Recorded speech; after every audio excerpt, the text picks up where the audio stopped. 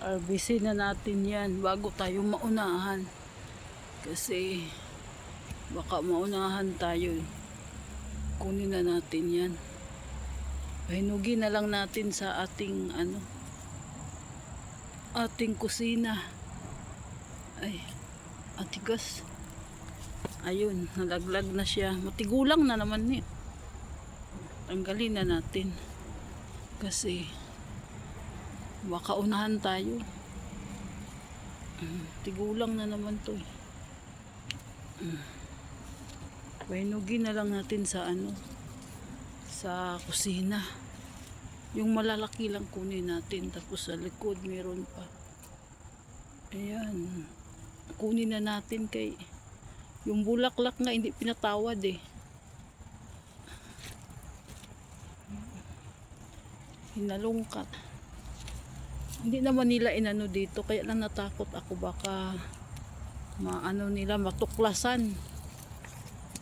Nilagyan ko pa ng dahon to kasi pinuto ko yung dahon. Ayan.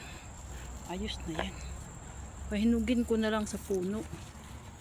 Ito natumba. Ay, napuno sa kusina. Kasi natumba ito. Naglaylay na.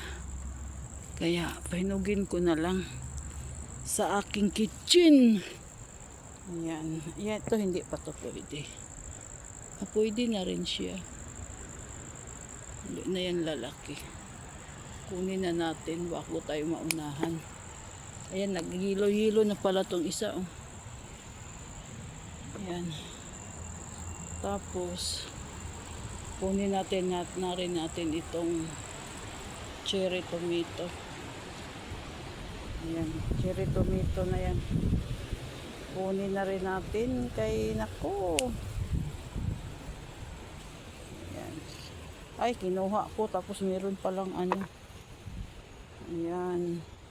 Meron pa palang maliit siya. Kunin na natin to bago matuklasan. Dahil nako, pahinugin ko na lang siya sa aking kitchen. Kunin na natin to. Madali lang pahinugin sa kitchen. Ayan. Ang ating meron pa doon sa likod. Meron pa doon. Ay. Merong squirrel Makyat siya sa taas.